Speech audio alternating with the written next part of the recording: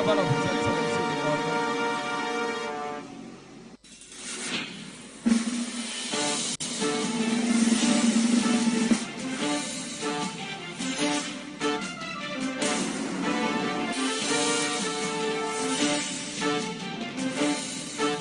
So, ladies and gentlemen,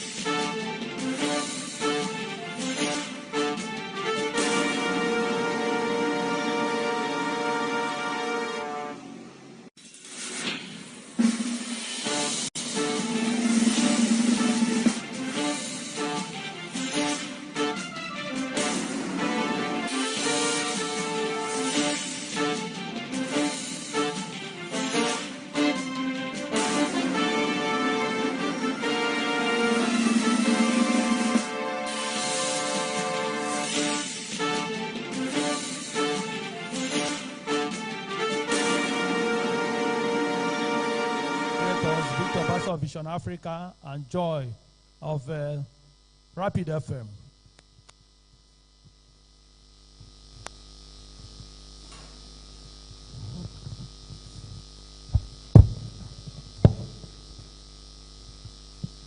Good evening, distinguished ladies and gentlemen of the press, government appointees that are here, Abians at home and abroad, those joining us through different channels, and those that are joining virtually. I want to use this opportunity to welcome all of you and thank you for joining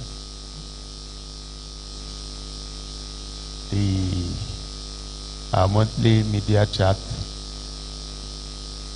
for the month of April. Starts now. As usual, I'll make a few remarks, and thereafter, through the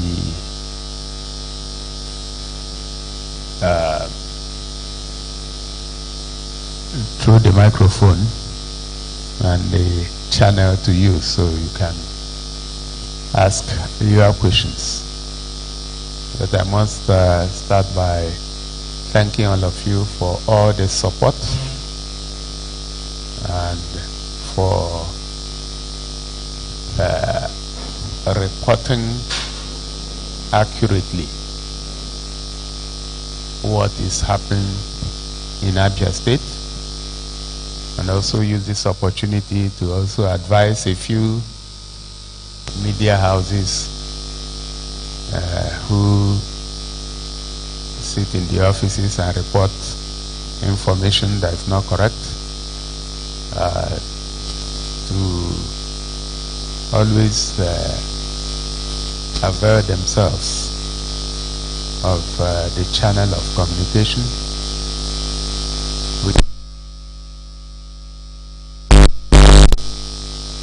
Having said that,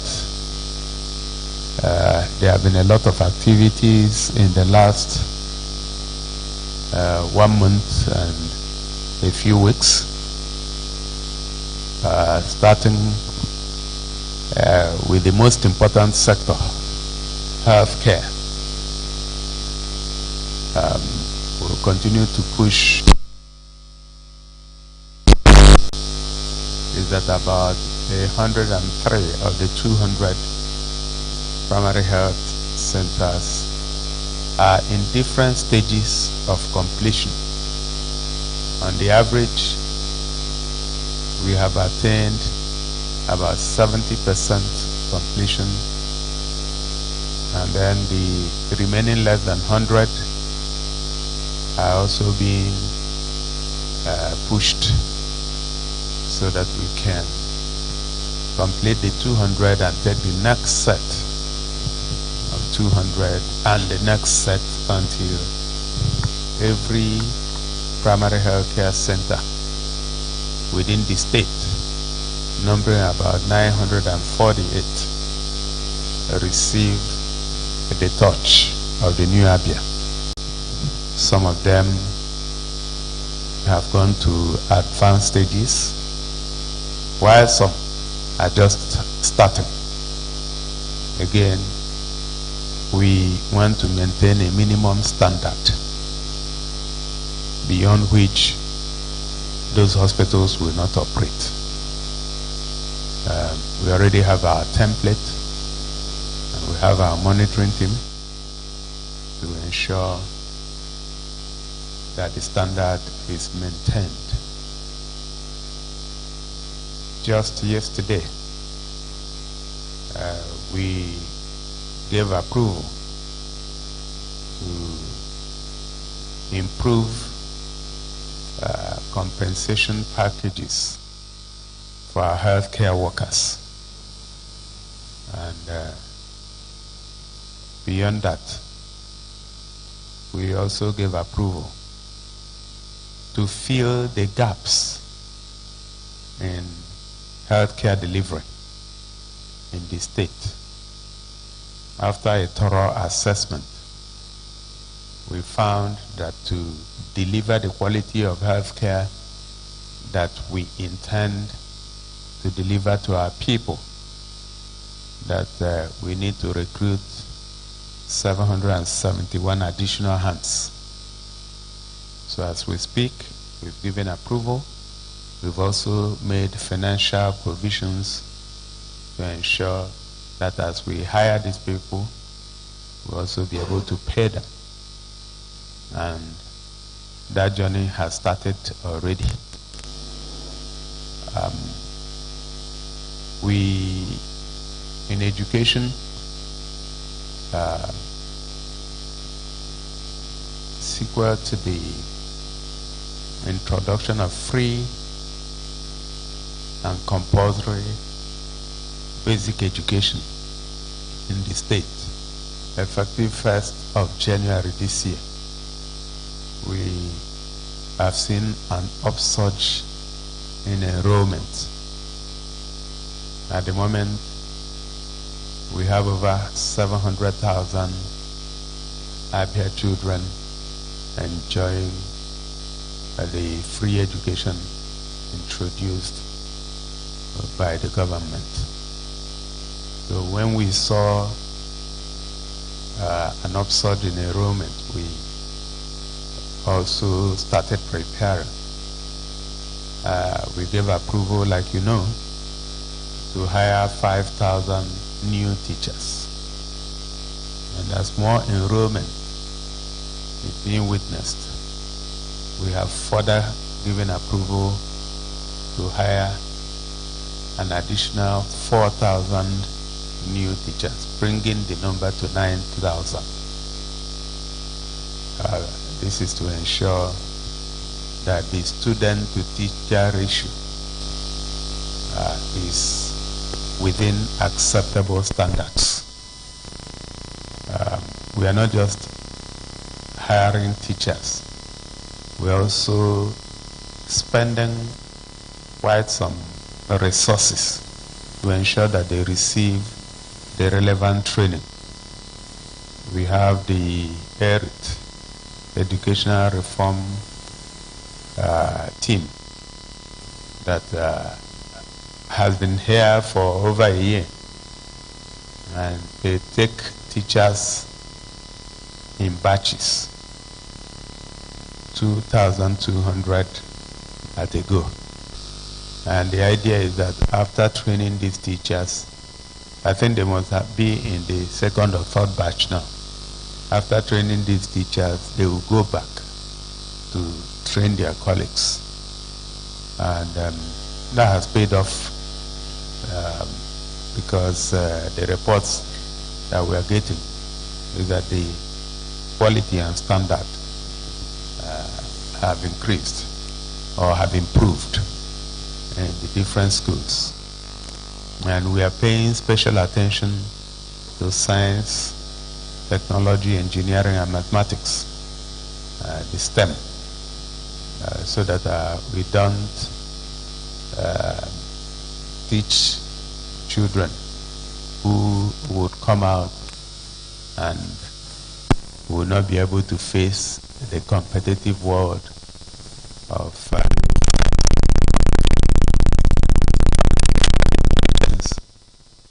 3D printing, of robotics, of electric and driverless cars. That is where the world is going. And we want to prepare our children to be at home with technology. In terms of infrastructure,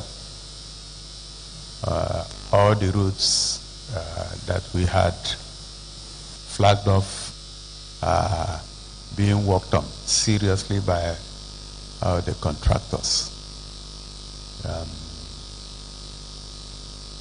Port Harcourt Road in Abia should be completed by next week.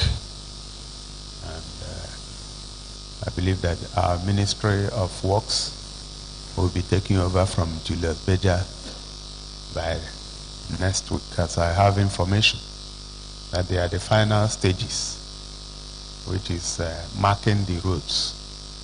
So when you get to marking, that means you finished.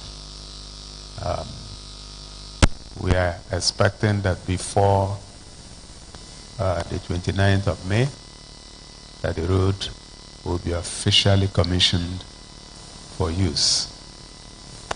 And we hope that the President of the Federal Republic of Nigeria will do us the honor of coming to commission the road like he had indicated earlier. I want to use the same opportunity to flag off our flagship medical city project. Those of you who have been paying attention would know that we have been on the medical city project from 2023 when we came in, assembling the people who, the task force or the committee that worked on it, getting a model that works, getting partnerships, and most importantly, sourcing the funding. I'm glad to report that it is now in place. We have signed off on a build, operate, and transfer model. We have also agreed with a partner who has experience and who is bringing the funding. And we have seen the color of the money, and it is a staggering 1.3 billion US dollars, which will be invested in a medical city in Abia. Is that if before now, people with some form of complicated ailment were facing India and the rest of the world, where statistics show that on an annual basis we spend over $2 billion on medical tourism. We are not greedy. If we get 10% of that on an annual basis, that would be $200 million. That would be sufficient to run that center. And of course, instead of flying 8, 9, 10 hours, wherever you are, if you fly into Owerri Airport, or by the time the Abia Airport will be done, it will just be about 45 minutes, 1 hour. And somebody who is dealing with a health challenge would rather do a 1 hour flight than the 10 hours. So a flag off of that project will also happen with the commissioning of the Port Harcourt Road Abia project. Now on security, we'll continue to pay attention because it's so critical. And the details are not things that we'll be talking about here. But security is everybody's business. And I'd like to use this opportunity to call on Abia people not to tolerate any act of insecurity.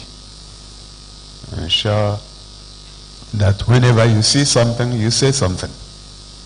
And I can assure you that our security forces are up to the task, and they are doing very well. Our Operation Crush is everywhere, and our eyes are everywhere. Some people that had tested our wheel will tell you that they didn't find it easy. That is, if they are still here to tell the story. And we are very intolerant to kidnapping and other acts of banditry, because all the investments we are making would come to naught if we cannot sleep with our two eyes closed. So that is very, very critical. On the management of our resources, we will continue to be prudent and to ensure that no kobo of Abia money is wasted. Some people are used to wasting money, but this government is a very prudent government. If you check the numbers, you find that according to Debt Management Office, this government inherited a debt profile of 138 billion naira. That's according to the DMO in 2023, but according to our own numbers, it's a lot more than that. I'm sure the DMO didn't take into account backlog of salaries and pensions, and of course other debts, including contractors' debt. Again, going by DMO figures, as at December 2024, that number has been reduced to 66 billion. So that means by their own numbers, we had paid down 72 billion of inherited debt, and we have added no dime in borrowing, and this is as a result of prudence, result of goodwill and the ability to get the best deal in every transaction of the government.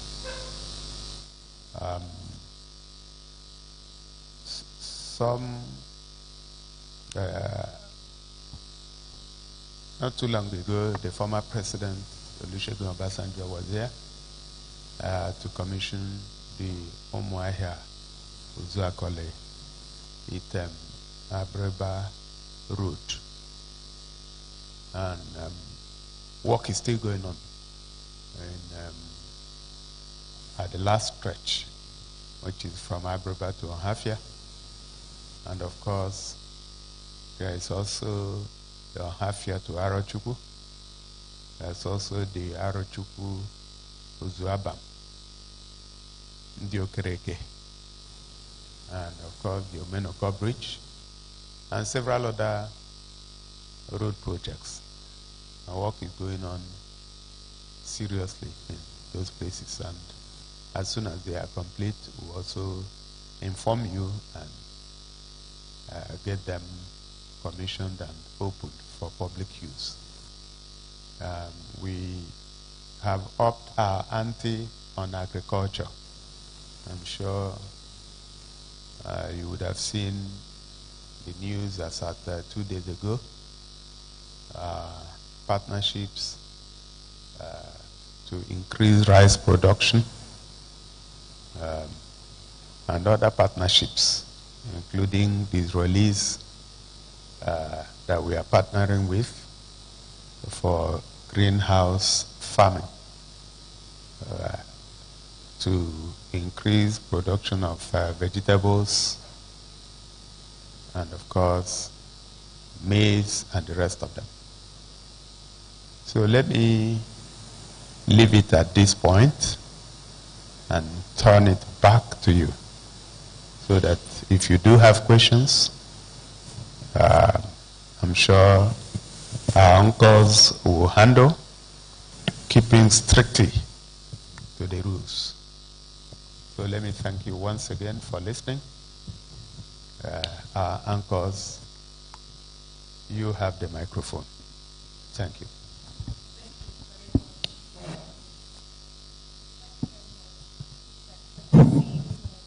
Opening remark. Thank you for taking time to outline your giant strides in different sectors. Gentlemen of the press, and to you listening or watching from anywhere, this is the monthly media chat with the Executive Governor of Abia State, Dr. Alex Otti. We shall be taking questions from various platforms, including radio, online, as well as the print media. But before we do that, let's let you know that this interaction is live on BCA 88.1 FM, Flow 94.9 FM, Family Love 99.9 FM, Magic 102.9 FM, Vision Africa Radio 104.1 FM.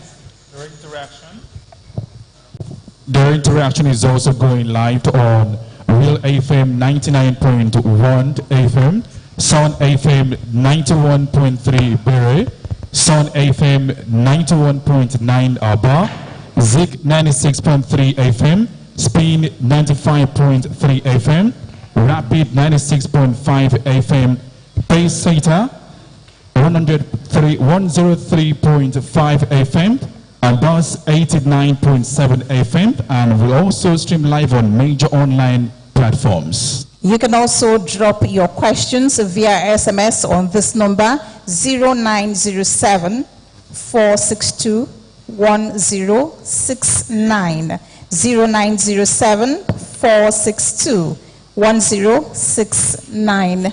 My name is Joy Nochiri of Rapid FM, and I'm anchoring with my name is Victor Bassi. I work with Vision Africa Radio 104.1 FM. Distinguished colleagues, I plead as members of the fourth estate of the realm that as we begin asking questions, that we keep our questions very short and precise. Thank you very much. And again, we shall be taking 3 questions each from each platform. One person is entitled to a question, and please straight to the point. And we take our first question from the radio. Please, can we see your hands up?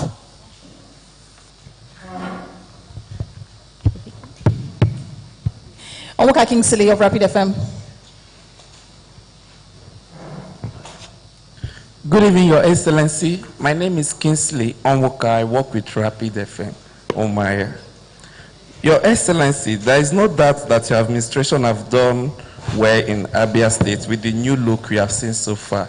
But my question this evening, with all this initiative this administration have done in the past 2 years, can you identify any company that we are expecting in Abia State via investing in the state based on job creation? Because at the end of everything, we still have some Abia youths that are not doing anything currently. Thank you, sir. Next question, please. Yeah, the one on the blue. Good evening, Your Excellency. My name is Charles Obrina. I work with Sun 91.9 FM Abia. Your Excellency, my very question is the fact that you've done very well in a lot of areas in this administration and in Abia State. But Your Excellency, I want to draw your attention to the fact that the task force in Abia State right now, I don't know if you are aware that some of the things they are doing right now is totally out of place in terms of harassing motorists and keke people and all that. Then, Your Excellency, just to put it together, the issue of pensioners you made mention of that you will look into it. We are still expecting you to really look at the issue of the pensioners and some of the sacked directors and the directors and the PAMSECs, and the issue of the teachers too, because we believe, Your Excellency, that these things certainly will make some of us that have, somebody like me, I have a lot of them around, it will make them happy, Your Excellency. That's my very questions. Thank you, Your Excellency. Yeah, I need you to clarify. When you say issue of pensioners, issue of teachers, Sorry, the issue what are the issues? Sorry, you promised that you look into the issue of the pensioners, and you've not, the issue of the money, the something that happened the other time, you said you were going to look at it again, and you're going to review it during the birthday of Senator Chris Adije. I was there, sir, and all that. So that's what I just said, sir. So what's the question? You don't want me to look at it again? No, we've not heard from you. That's what I'm saying. Since after you said it, we've not heard from you since after then. Okay, but have you heard that I'm not looking at it? Thank you, Your Excellency, sir.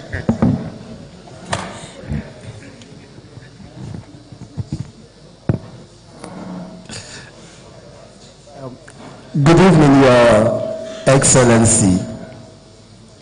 I am Imeremba, Real FM, Abba. First, I want to commend you, sir, that Abia is relatively peaceful for the past 23 months. But, sir, on 4th of this month, some Chinese expatriates were kidnapped, while some of them were killed. But the swift response of the security agencies led to their immediate rescue. The question now is, beyond rescuing them, is there any update on the kidnappers or the killers? Thank you very much, Your Excellency. Thank you very much, His Excellency, sir.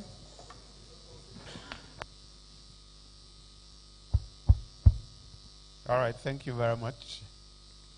I'll start with the question from Kingsley Onwuka.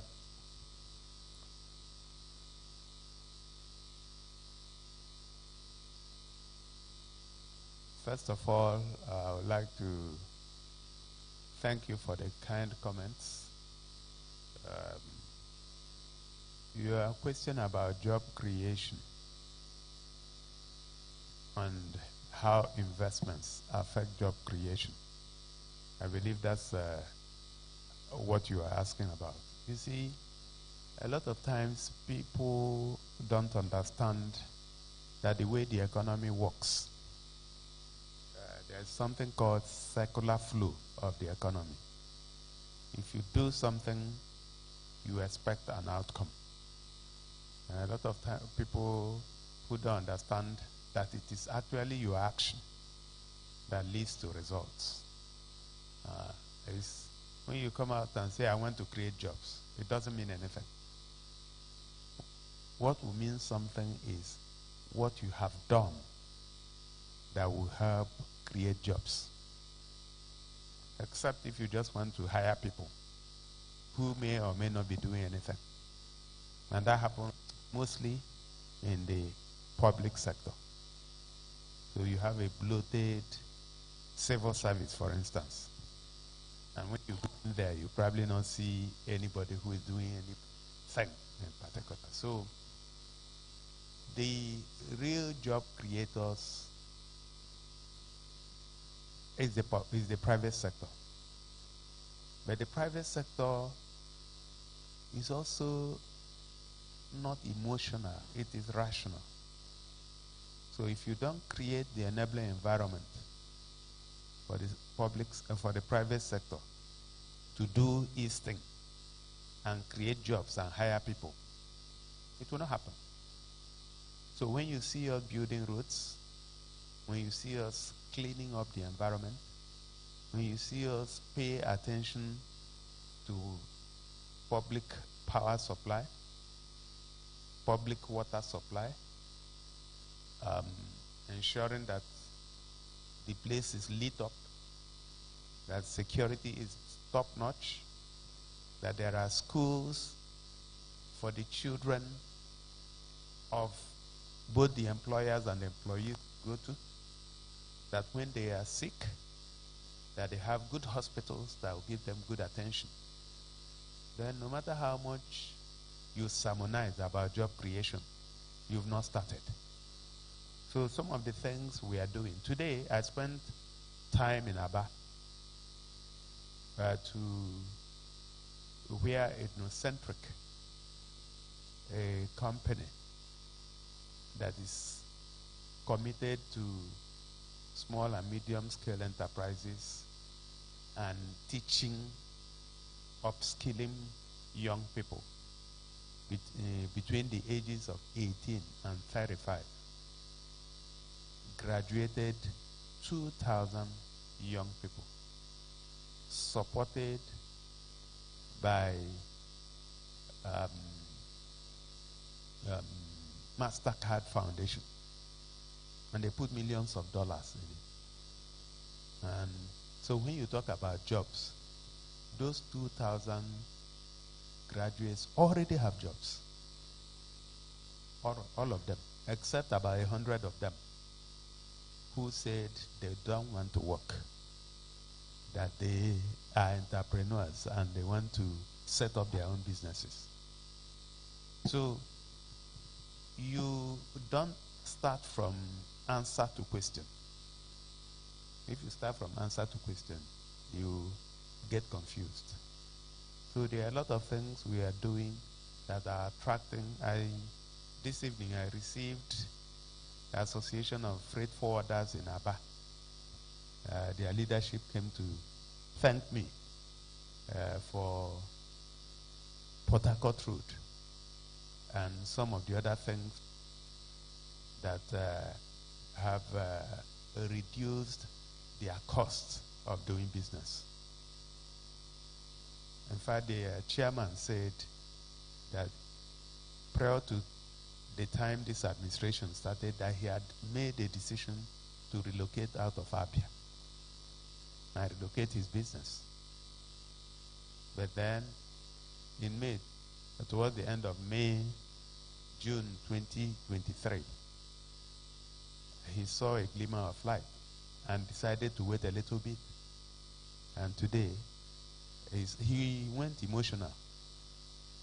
So, in terms of job creation, all the things we are doing are geared towards job creation.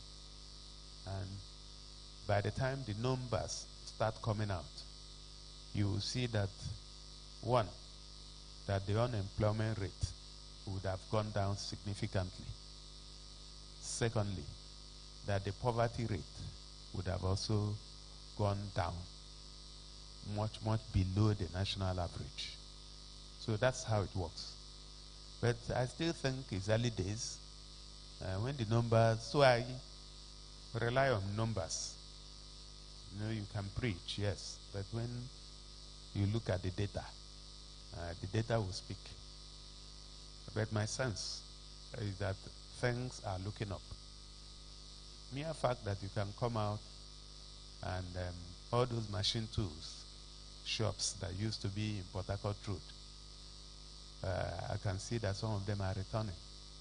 People who relocated to neighboring states are coming back. Every day I receive people coming with their money to invest. All these investments are geared towards job creation. Charles, I also want to thank you for your positive comments about the government. You asked 2 questions, and you need to help us choose which one you want us to answer, because we have said it is only 1 question per person, right? So which of them do you want us to answer? You asked about task force harassing motorists, and then pensioners, teachers, And so which one do you prefer that I answer, the first or the second one? All right, so the issue of task force harassing motorists, we get to hear this far and in between sometimes, but we deal with them. So if there are specific references, we will deal with them. As a code of conduct, this government does not support harassment of any kind. If somebody has fallen short of the law must take its course. So if somebody now takes the law into his hands, he's also breaking the law.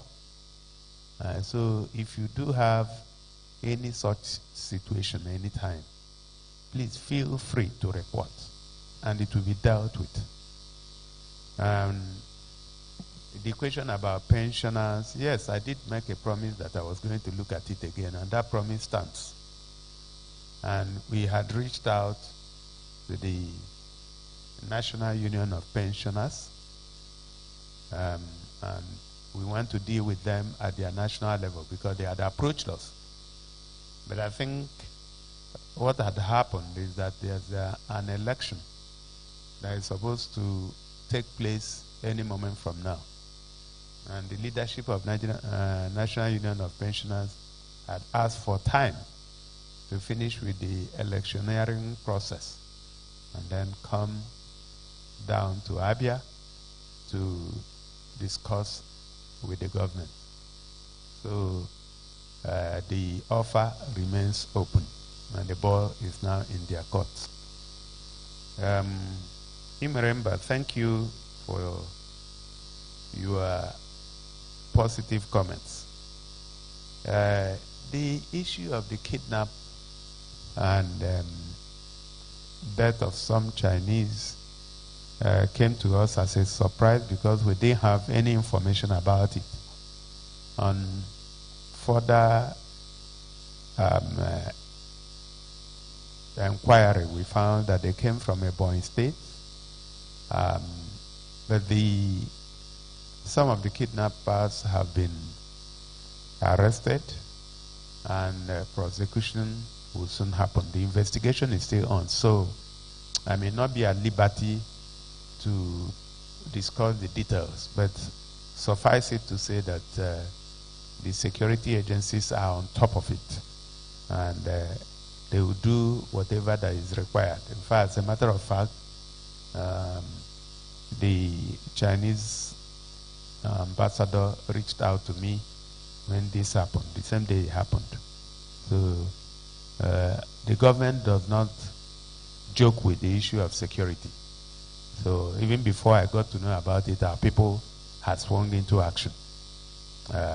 So I can assure you that we would do whatever that is required to bring the suspects to book. That's about the 3 questions that I had. Thank you very much, His Excellency, sir. Thank you very much, His Excellency. Let's move on by taking questions from the online platforms. Please do well to raise your hands so we can.